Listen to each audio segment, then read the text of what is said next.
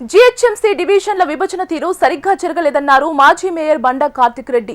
ప్రజలకు, రాజకీయ పార్టీలకు కనీస సమాచారం ఇవ్వకుండా విభజన చేయడం చాలా అన్యాయం అన్నారామె. ఈ నిర్ణయం నగర ప్రజలకు శాపంగా మారుతుందన్నారు. జీహెచ్ఎంసీ ఏర్పడిన తర్వాత తొలి మేయర్ గా పనిచేసిన కార్తిక్ రెడ్డి డివిజన్ల విభజన అసహజంగా ఉందన్నారు. ఈ విభజన వల్ల బడ్జెట్ పరంగా కూడా ఇబ్బందులు ఎదురవుతాయంటున్న బండా కార్తిక్ రెడ్డితో మా ప్రతినిధి ఆర్కే ఫేస్ టు ఫేస్. జిహెచ్ఎంసీని మొత్తం కూడా ఔటర్ రింగ్ రోడ్డు లోపల ఏవైతే ఉన్నాయో అవన్నింటినీ కూడా కలిపి 300 వార్డులుగా చేయడం జరిగింది. 2009లో 150 వార్డులుగా చేశారు. ప్రస్తుతం ఇప్పుడు ఏదైతే 300 వార్డులు చేయడం జరిగింది దానిపైన చాలా అభ్యంతరాలు అయితే వ్యక్తమవుతున్నాయి. అప్పుడు 2009లో మేయర్గా పనిచేసిన బండా కార్తిక్ రెడ్డి గారు ఉన్నారు. ఒకసారి అడుగుదాం, మేడం ఏంటి మీరు గతంలో మేయర్గా పనిచేసిన అనుభవం ఉంది కాబట్టి అసలు ఈ విధంగా డీలిమిటేషన్ చేసేసారు? అంతకుముందు గ్రేటర్ కావాలంటే 12 మున్సిపాలిటీస్ విలీనం చేసి 12 మున్సిపాలిటీస్ విలీనం చేసి గ్రేటర్ హైదరాబాద్ చేసి 150 డివిజన్స్ చేసిండ్రు. అప్పుడు అదనంగా నిధులు ఇచ్చిండ్రు. దివంగత నేత వైఎస్ రాజశేఖర రెడ్డి గారు ముఖ్యమంత్రి గారు వారి ఆలోచన ఏముండేనంటే ఓఆర్ఆర్ లోపల ఉన్నవన్నీ కూడా గ్రేటర్ హైదరాబాద్ చేయాలనే ఆలోచన ఉండేది.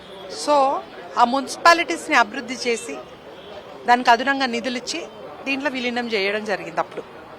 కానీ ఇప్పుడు ఎట్లుందంటే ఓఆర్ఆర్ పరిధిలో వరకు తీసుకుంటున్నారు ముఖ్యమంత్రి గారు, కానీ దాన్ని అప్గ్రేడ్ చేయట్లేదు.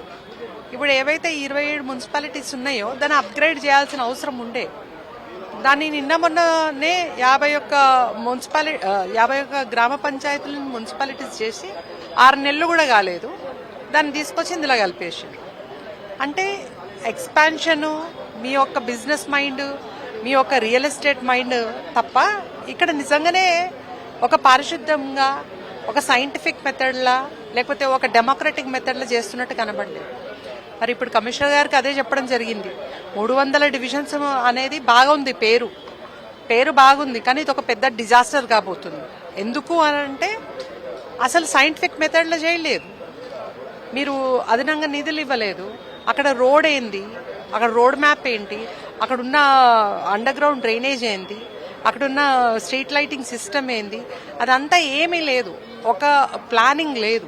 ప్లానింగ్ లేకుండా దీన్ని 300 డివిజన్స్ చేస్తాము, దీన్ని గ్రేటర్ని ఇంకా ఎక్స్పాన్షన్ చేస్తాము అనే విధంగా తీసుకొచ్చిండ్రు. కానీ నేను ఒకటే అడుగుతున్నాను, ప్రజలకి సౌకర్యంగా వీలుబాటుగా మీరు వాళ్ళని పరిగణనలోకి తీసుకొని దీన్ని ఎక్స్పాన్షన్ చేయండి. ఒక పార్టీకి సంబంధించినంత వరకు తొత్తుగా మారుతూ వాళ్ళకు అనుకూలమైన డివిజన్స్ చేయడం జరిగింది. ఒక వర్గానికి సంబంధించిన డివిజన్స్ చేసిండ్రు. రేపు భవిష్యత్తులో వాళ్ళు ఎట్లా గెలవాలి, ఈ పార్టీ ఆ పార్టీ కలిసి ఎట్లా దీన్ని రాజ్యం ఏలాలి అనే ఆలోచనతోనే తప్ప నిజంగా ఒక ట్రాన్స్పరెన్సీ కనబడట్లేదు. ఇంకోటి, ఇప్పుడు 150 వార్డులకే జిహెచ్ఎంసీలో సరైన సౌకర్యాలు లేక, మరోవైపు సరైన సిబ్బంది లేక ఇబ్బందులు పడుతున్న పరిస్థితి. ఇంత పెద్దగా ఎక్స్పాన్షన్ అయితే ఇన్ని ఇబ్బందులు తట్టుకోగలదా? ఇప్పుడు ఉన్న ఎగ్జిస్టింగ్ 30 సర్కిల్స్ ఉన్నాయి, 6 జోన్స్ ఉన్నాయి, 150 డివిజన్స్ ఉన్నాయి. ఈ 30 సర్కిల్స్ కి సంబంధించిన సర్కిల్ లెవెల్ ఆఫీసర్సే సరిగ్గా లేరు. ఇప్పుడు ఉన్న జిహెచ్ఎంసీ 6,000 కోట్ల రూపాయల అప్పు ఉంది. రోజు ₹1 కడుతున్నారు జిహెచ్ఎంసీ వాళ్ళు. దీనికే ఫైనాన్స్ సరిగ్గా లేదు. ఈ ఎక్స్పాన్షన్ చేస్తే ఏ విధంగా మీరు ప్రజలను ఆదుకుంటారు, ఏ విధంగా ప్రజలకి తృప్తి పరుస్తారు? రేపు భవిష్యత్తులో టాక్సేషన్ పెరుగుతుంది. ఇక్కడ ఎట్లో అంటే ఊర్లలో గ్రామ పంచాయతీలు ఉండే టాక్సేషనే రేపు భవిష్యత్తులో మళ్ళీ జూబ్లీ హిల్స్, బంజారా హిల్స్ అంటే కోర్ హైదరాబాద్లో ఉన్న టాక్సేషన్ వస్తుంది. అదేవిధంగా ఉన్న పార్లమెంట్కి సంబంధించినంత వరకు ఒక్క డివిజన్ని అంటే ఒక్క వార్డుని 2 అసెంబ్లీ కాన్స్టిట్యున్సీలు, 2 పార్లమెంట్ కాన్స్టిట్యున్సీకి విభజించడం జరిగింది. అంటే అన్సైంటిఫిక్ మెథడ్లా. అంటే మేము అడుగుతున్నది ఏంటంటే సైంటిఫిక్ మెథడ్లా ఒక్క కాన్స్టిట్యున్సీ లోపలనే ఉండాలి, ఒక్క పార్లమెంట్ కాన్స్టిట్యున్సీ లోపలనే ఒక వార్డు ఉండాలి. కానీ ఇవి 2 రకాలుగా చేసి ఒక వార్డ్ అయితే కంప్లీట్ గా, కొన్ని వార్డ్స్ అయితే ఎట్లా అంటే కంప్లీట్ గా దారదత్తం చేసినట్టే, ఒక వర్గానికి అప్పచెప్పినట్టే చేస్తున్నారు.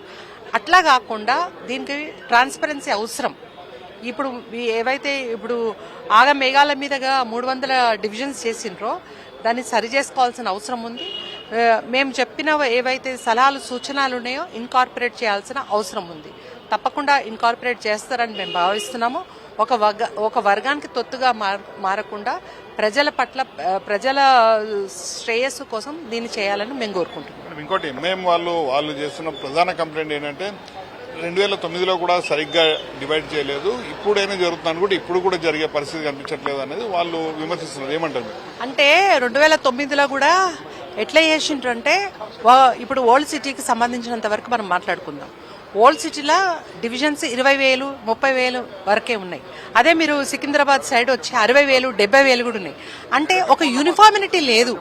ఇప్పుడు ఒక యూనిఫార్మిటీ కూడా తీసుకురావాలని మేము కోరుకున్నాము. మేము బీజేపీ పార్టీ తరఫు నుంచి కూడా మేము రిక్వెస్ట్ చేయడం జరిగింది. ఒక యూనిఫార్మిటీ, అదేవిధంగా కాన్స్టిట్యున్సీ లోపల assembly constituency, parliament constituency, 2 parliament కాకుండా 2 అసెంబ్లీస్ కాకుండా దీని యూనిఫార్మిటీ తీసుకురావాలని మేము కోరడం జరిగింది. ఇంకోటి, మీరు మేయర్ ఉన్న సమయంలో జిహెచ్ఎంసీ అనేది ఒక కాసుల పంట కురిపించింది, ఎంతో లాభాల్లో ఉండేది. కానీ ప్రస్తుతం మీరు ఇంతకుముందు అన్నట్టు ఇప్పుడు అంతా కూడా అప్పుల కుప్పగా ఉంది. ఇలాంటి పరిస్థితుల్లో భారీ బడ్జెట్ ని ప్రవేశపెట్టాలి. సో ప్రభుత్వ సహాయం లేనిదే సాధ్యపడదు. ప్రస్తుతం ప్రభుత్వమే లోటు బడ్జెట్ లో ఉంది, సాధ్యపడుతుందంటారు? నేను అదే చెప్తున్నా మీకు. మేము వచ్చినప్పుడు కార్పొరేటర్కి ₹1,00,00,000 ఇచ్చినాం, కార్పొరేటర్ బడ్జెట్ ఇచ్చినాం, మెట్రో సివరేజ్ బోర్డుకి 25 lakhs ఇచ్చినాం. కానీ మేఘాల మీదగా మరి 2 నెలలు ఉంది వీళ్ళ టెండర్ అయిపోవడానికి. ఇప్పుడు అనౌన్స్ చేసిర్రు. అంటే వీళ్ళు ఎప్పుడు టెండర్ ప్రాసెస్ పెడతారు, ఎప్పుడు కాంట్రాక్టర్స్ వస్తారు, ఎప్పుడు ఇంప్లిమెంట్ చేస్తారు? అంటే కార్పొరేటర్స్ కనీసం మేము చేసినామో అని చెప్పుకోవడానికి కూడా ఉండదు. అంటే 2 సంవత్సరాల నుంచి ఈ ప్రభుత్వం, కాంగ్రెస్ ప్రభుత్వం నిద్రపోయింది. 10 సంవత్సరాలు వాళ్ళు నిద్రపోయినరు. ఎట్లా జరుగుతుందనంటే వాళ్ళు దోచుకున్నట్టు అయిపోయింది. కేవలం కమిషన్స్కి, కాంగ్రెస్ పార్టీ కాంట్రాక్ట్స్కే ఉన్నది తప్ప ఎక్కడ కూడా చిత్తశుద్ధి ప్రజాపాలన కనబడట్లేదు, ప్రజల కోసం కనబడట్లేదు. కేవలము మభ్యపెడుతున్నారు వీళ్ళు, మాటలతో గారడీ చేస్తున్నారు. ఈ మ్యాపింగ్ అనేది ఏదైతే ఉందో ఇప్పుడు 300 డివిజన్స్, ఇది అట్టర్ ఫ్లాప్, ఒక డిజాస్టర్ కాబోతుంది. మాజీ మేయర్ బండా కార్తిక్ రెడ్డి గారు చాలా స్పష్టంగా చెప్తున్నారు. ఏదైతే ప్రస్తుతం విభజించడం జరిగిందో అది ఎక్కడ కూడా కనీస నియమ నిబంధనలు పాటించకుండా చేయడం జరిగింది. గతంలో 2009కి ఇప్పటికీ పోలీసులు చాలా తేడాలు కనిపిస్తున్నాయి అనేది ఆమె అయితే తన అభిప్రాయాన్ని అయితే వ్యక్తం చేస్తున్నారు. వీడియో జర్నలిస్ట్ రవితో RK HM TV, జిహెచ్ఎంసీ ప్రధాన కార్యాలయం నుంచి.